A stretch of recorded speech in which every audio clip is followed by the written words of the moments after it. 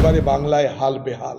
তাই যাঁরা তার একদিন সব থেকে বড় হাতিয়ার ছিল, আজকে তারা তার নিজের জন্য বোতলে রাখা ভূতে রূপান্তরিত হয়েছে।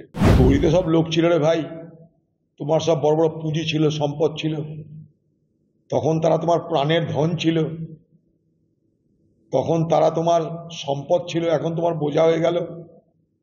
তোমার দলে বড় বড় নেতা ছিল, তাদেরকে তুমি টিকিট দিয়েছো, এমপি করেছো। এই বহরমপুর শহরে আমাকে হারানোর জন্য, এই মুর্শিদাবাদ জেলার জেলা পরিষদ ভাঙার জন্য তাকে তোমার দায়িত্ব দিয়েছিলে।